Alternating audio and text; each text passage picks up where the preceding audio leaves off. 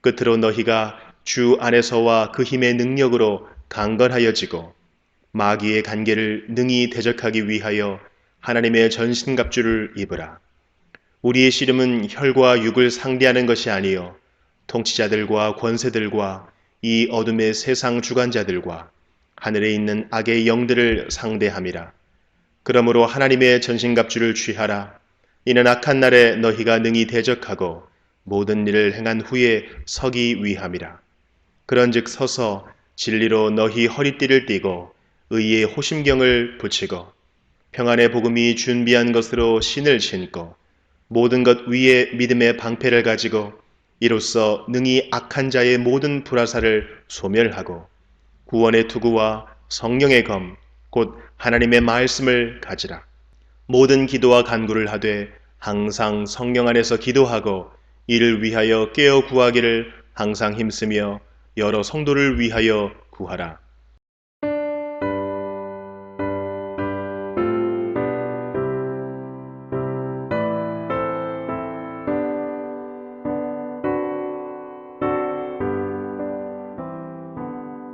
그 영광 중에 계신 주 나 찬송합니다.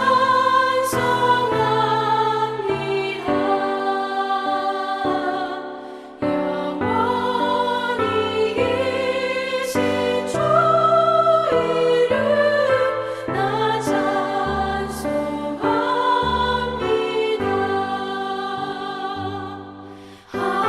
한없이 크신 능력을 나 찬송합니다.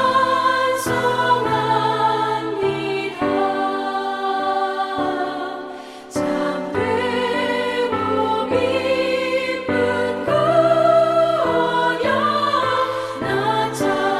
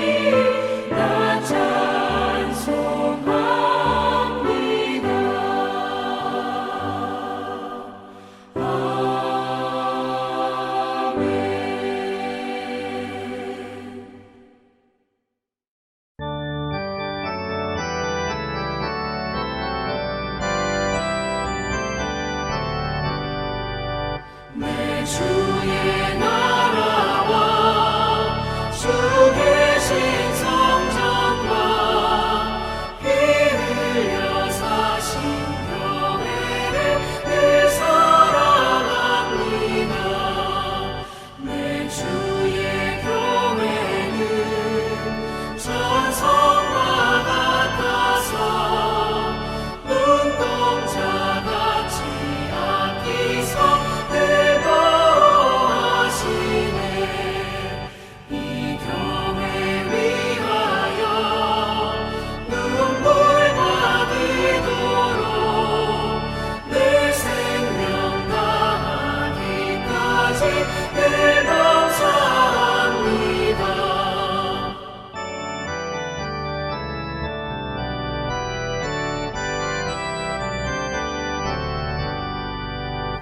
성도의 교제와 교회의 위로와 구주와 맺은 언약을 늘 기뻐합니다.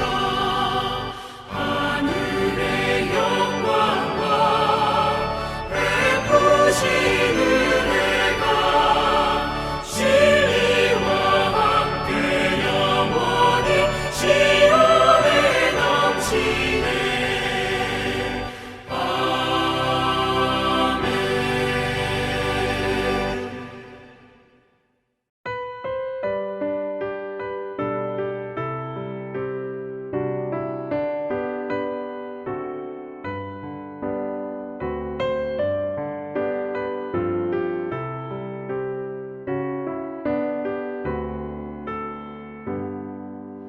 나의 갈 길 다가도록 예수 인도하시니 내 주 안에 있는 긍휼 어찌 의심하리요. 믿음으로 사는 자는 하늘 위로 받겠네. 무슨 일을 만나든지 만사 형통하리라. 무슨 일을 만나든지 만사 형통하리라. 나의 갈 길 다가도록 예수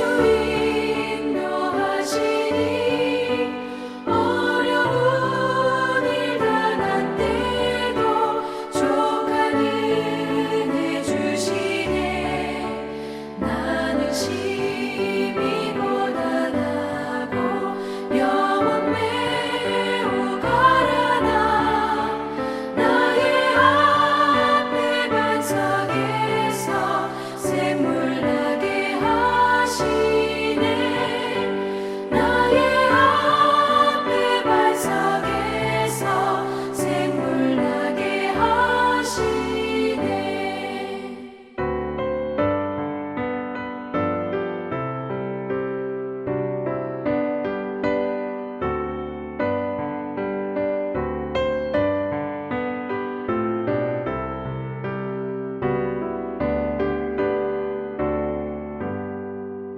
나의 갈 길 다가도록 예수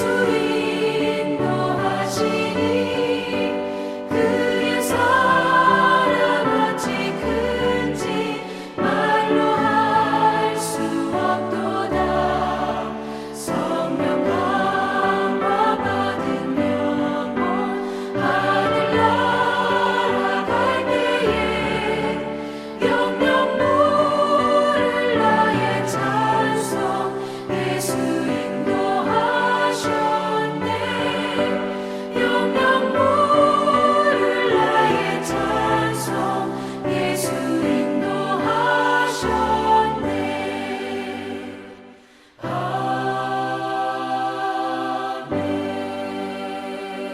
아멘.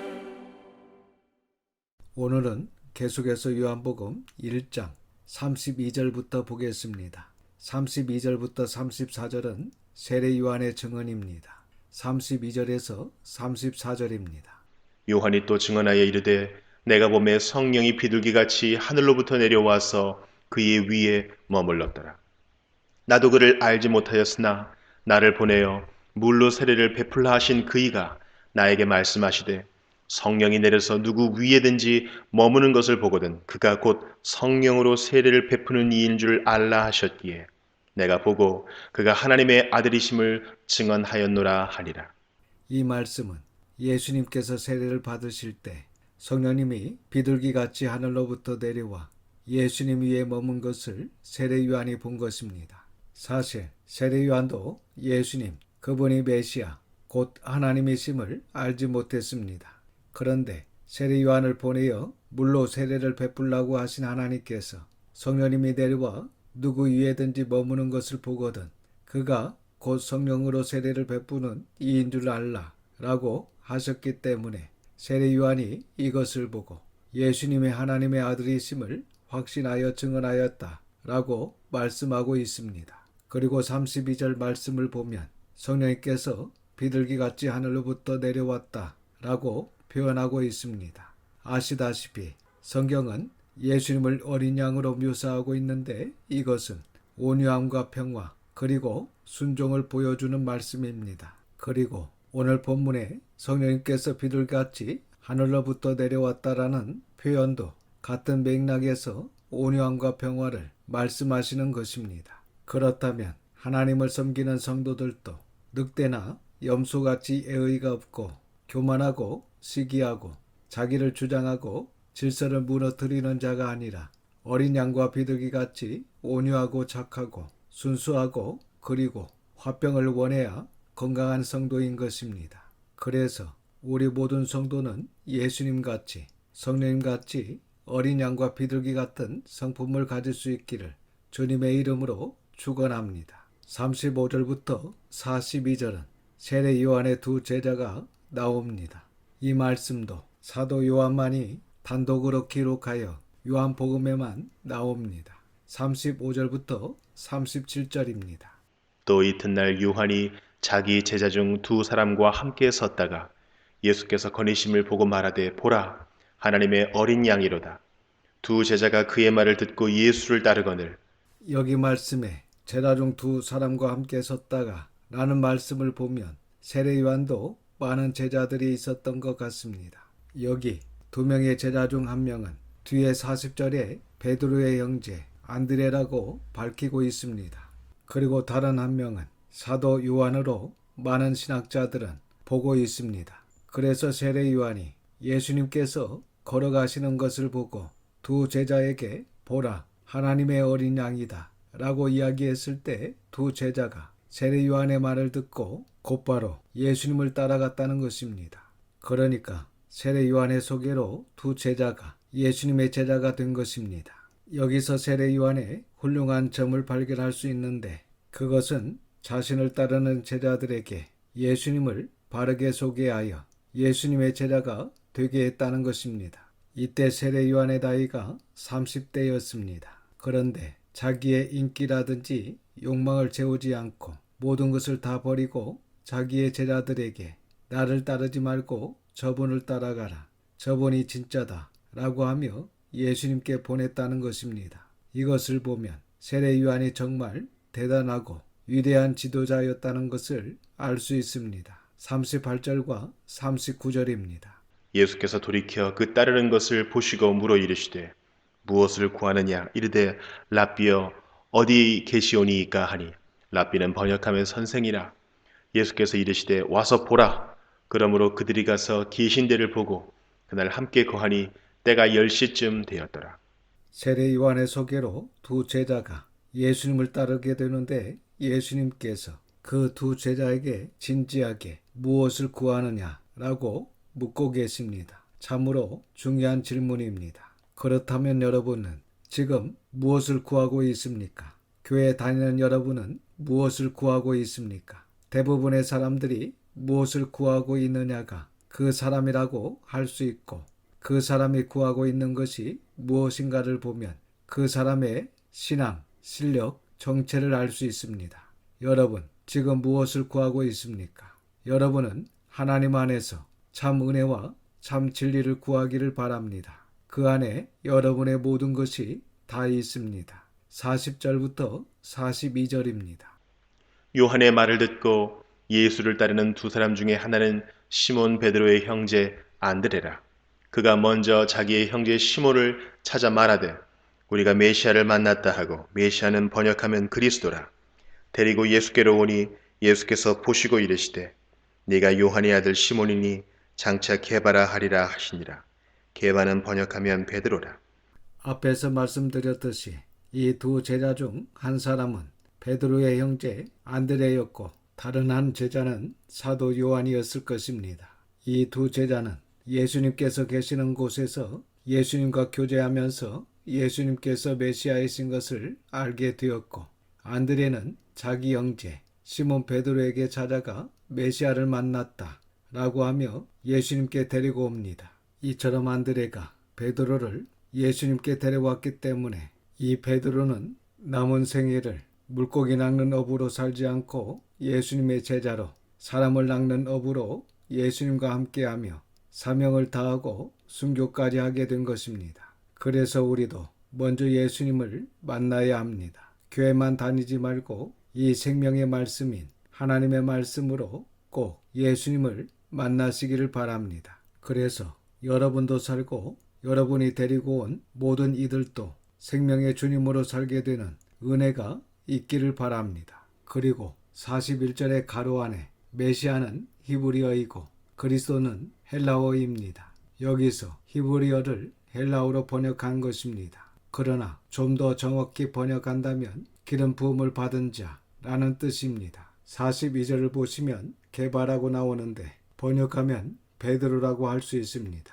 게바라고 하면 반석이 아니고 작은 돌이라는 뜻입니다. 게바라는 말은 아람어이고 헬라어로 하면 페트로스인데 우리는 베드로라고 합니다. 이 페트로스를 번역하면 작은 돌이라는 뜻입니다. 많은 사람들이 베드로를 페트라, 반석이라고 하는데 정확하게 말하면 베드로는 페트라, 반석이 아니고 페트로스, 작은 돌이라는 뜻입니다. 페트라, 반석은 예수님 오직 한 분뿐이십니다. 이렇게 해서 제일 먼저 안드레, 그리고 정확히 알 수는 없지만 많은 신학자들이 주장하는 사도 요한, 그리고 안드레가 전도한 베드로가 요단 강가에서 예수님을 만나게 됩니다. 그리고 43절부터 51절에는 예수님께서 빌립과 나다나엘을 만나시는 내용입니다. 43절부터 46절입니다.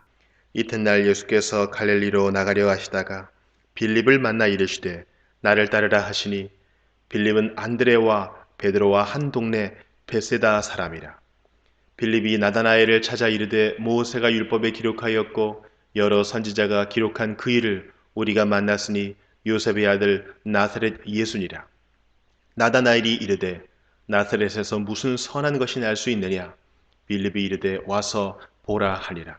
예수님께서 세례 요한의 제자 안드레와 그리고 베드로를 만나신 그 다음 날 예수님께서 이제 갈릴리로 나가려 하시다가 빌립을 만나시고 나를 따르라 하십니다. 여기 나를 따르라는 말은 헬라어로 아콜누데이모이라는 말인데 현재 명령력으로 두 가지로 말할 수 있습니다.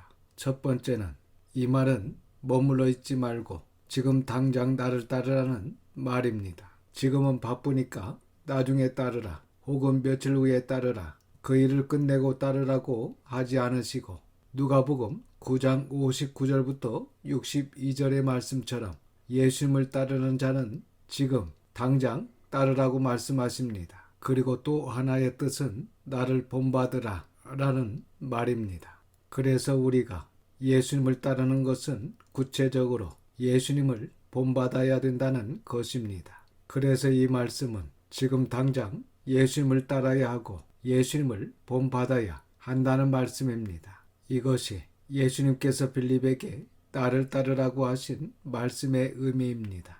그래서 우리 성도들은 우리가 좋아하고 원하는 것을 하면서 천천히 예수님을 따르는 것이 아니라 예수님을 온전히 본받으며 지금 당장 따르기를 주님의 이름으로 축원합니다. 나중에 한다고 하지 말고 지금 당장 하나님의 말씀을 읽고 공부하며 오늘부터 기도하며 지금 전도하며 봉사하며 하나님의 사람으로 사시기를 바랍니다. 그리고 44절을 보면 빌립은 안드레와 베드로와 한 동네 베세다 사람이라고 하는데 여기 베세다라는 말은 어부의 집이라는 뜻입니다. 그러니까 예수님의 많은 제자들이 어부의 집이라는 동네에 살면서 물고기를 잡던 어부였던 것입니다. 그리고 예수님을 만났던 이 빌립이 나다나엘을 찾아옵니다. 이 빌립은 나다나엘에게 모세가 율법에 기록하였고 여러 선지자가 기록한 그 일을 우리가 만났다. 그분은 요셉의 아들 나사렛 예수님이시다 라고 소개를 합니다. 빌립은 논리적으로 설명하고 말한 것이 아니었습니다. 아주 단순하고 간단하고 명확하게 소개합니다. 그리고 신명기 18장 15절 말씀에 약속한 그 선지자를 만났다고 하지만 나다나엘은 나사렛에서 무슨 선한 것이 날 수 있느냐고 말합니다. 여기 나사렛도 베다니와 갈릴리처럼 백성들에게 멸시를 받는 곳이라고 할 수 있습니다. 그래서 나다나엘이 나사렛에서 무슨 선한 것이 날 수 있느냐라고 한 것입니다. 그때 빌립은 나다나엘과 언쟁을 하지 않았습니다. 단지 와서 보라고 참으로 지혜롭게 예수님을 소개하고 있습니다. 우리도 많은 지식이 없고 말도 잘하지 못하고 많이 부족해도 이 빌립처럼 예수님을 소개하시기를 바랍니다. 사람들에게 예수님을 믿자, 예수님을 믿으려면 교회에 가자 하고 데리고 오시길 바랍니다. 그리고 중요한 것은 우리 교회는 교회에 오는 사람들에게 예수님을 보여드려야 합니다. 하나님을 보여드려야 합니다. 그리고 성경이 얼마나 귀한 생명의 책인지 보여주어야 하고 하나님의 사랑이 어떠한지를 보여주어야 합니다. 47절부터 49절입니다. 예수께서 나다나엘이 자기에게 오는 것을 보시고 그를 가리켜 이르시되 보라 이는 참으로 이스라엘 사람이라 그 속에 간사한 것이 없도다. 나다나엘이 이르되 어떻게 나를 아시나이까? 예수께서 대답하여 이르시되 빌립이 너를 부르기 전에 네가 무화과나무 아래에 있을 때에 보았노라. 나다나엘이 대답하되 랍비여 당신은 하나님의 아들이시여 당신은 이스라엘의 임금이로소이다. 본문에 간사하다라는 것은 야곱처럼 인간적인 욕심으로 살아가는 것을 말합니다. 하나님도 필요 없고 자기 욕심을 채우기 위해서 살아가는 사람을 간사하다라고 할 수 있습니다. 그러나 이 나다나엘은 인간적인 욕심이 없고 투명하고 깨끗했기 때문에 간사함이 없다는 말씀을 하신 것입니다. 그 말을 들은 나다나엘은 어떻게 나를 아십니까? 라고 합니다. 그때 예수님께서 빌립이 너를 부르기 전에 내가 무화과나무 아래에 있을 때에 보았다고 하십니다. 그런데 이 나다나엘은 무화과나무 아래에서 무엇을 하고 있었을까? 라는 것입니다. 아마도 무화과나무 아래에서 기도하였을 것이라고 많은 신학자들은 이야기합니다. 그러니까 이 나다나엘은 날마다 하나님께 기도했고 예수님을 만나는 이날 역시 그 자리에서 내 중심으로 사람 중심으로 살지 않고 하나님께서 기뻐하시는 사람이 되기 위해 자신의 성품과 삶을 위해 기도했을 것입니다. 우리도 우리 자신이 예수님을 닮아가기 위해 하나님께서 원하시는 성품과 삶을 위해 날마다 어디서든지 기도 쉬는 죄를 범하지 마시기 바랍니다. 나다나엘은 예수님께서 자기가 무화과나무 아래에서 기도하는 것을 보셨다고 하니까 당신은 하나님의 아들이시요 당신은 이스라엘의 임금이로소이다 라고 고백합니다. 나사렛에서 무슨 선한 것이 나겠느냐고 했던 사람이 예수님을 만나자마자 예수님을 하나님으로 고백하고 있습니다. 그래서 여러분들도 그리고 누구나 예수님을 만나야 합니다. 소문으로만 예수님을 알고 성경을 통해서 하나님의 말씀을 통해서 예수님을 만나지 못한다면 우리는 구경꾼밖에 될 수 없습니다. 야고보서 2장 19절의 말씀을 보면 귀신들도 하나님을 믿고 떤다라는 말씀이 있습니다. 귀신들도 하나님께서 어떤 분인지 믿고 떨고 있습니다. 그러나 하나님을 사랑하지 않습니다. 여러분이 지금 교회 다니면서 하나님이 어떤 분이신지 아는 것으로만 끝난다면 귀신보다 못한 자들입니다. 하나님을 우리의 왕과 주인으로 섬기고 두려워하고 사랑하시기를 바랍니다. 예수님은 우리를 구원하신 주님이십니다. 여호와 하나님은 우리의 아버지이십니다. 이것을 분명히 알고 올바른 신앙으로 승리하시기를 바랍니다. 50절과 51절입니다. 예수께서 대답하여 이르시되 내가 너를 무화과 나무 아래에서 보았다 함으로 믿느냐? 이보다 더 큰 일을 보리라.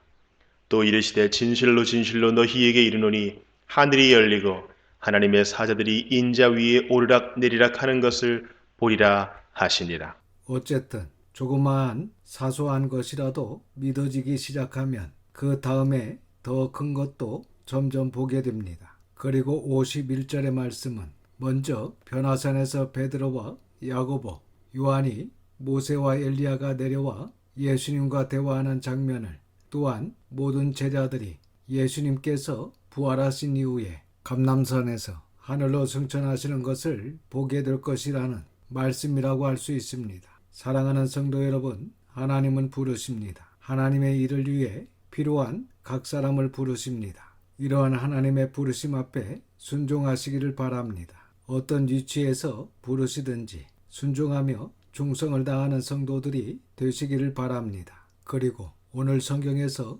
만났던 인물들이 예수님을 만나기 전부터 회개의 세례를 받기 위해 집을 떠나 먼 길을 마다하지 않고 세례 요한에게 찾아올 정도로 진리에 대한 열심과 진리에 대한 사랑을 가지고 있었던 사람들이었다는 것을 알 수 있습니다. 그러한 마음을 가지고 있었던 자들이 때가 되매 예수님의 제자로 사역을 감당하게 된 것을 보게 됩니다. 그래서 우리 모든 청년들과 성도들도 열심히 최선을 다하여 하나님의 말씀을 읽고 듣고 공부하며 준비하시기를 바랍니다. 그러면 언젠가 때가 되면 여러분들이 귀하고 복되게 하나님의 귀한 그 일들을 하게 될 것입니다. 반드시 일하실 날이 있을 것입니다. 하나님께서 준비한 여러분을 헛되지 않게 하실 것입니다.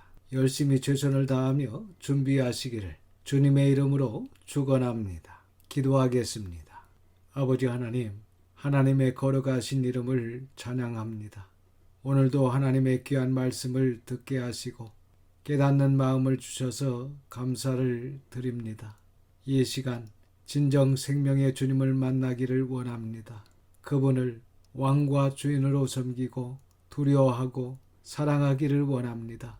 그래서 하나님께서 원하시는 일꾼으로 우리 주님을 증언하고 소개하는 삶을 살기를 원합니다. 올바른 신앙으로 승리할 수 있도록 성령님의 충만함을 더하여 주시옵소서. 모든 것을 감사드리며 우리 구주 예수님의 이름으로 기도드립니다. 아멘. 지금은 우리 구주 예수 그리스도의 은혜와 아버지 하나님의 그 넓으신 사랑하심과 성령님의 감화감동 역사 위로하심이 마음과 뜻과 힘을 다하여 하나님을 사랑하는 우리 모든 성도들과 자녀와 가정 위에 지금부터 영원까지 함께 하시기를 우리 구주 예수 그리스도의 이름으로 축원하옵나이다. 아멘.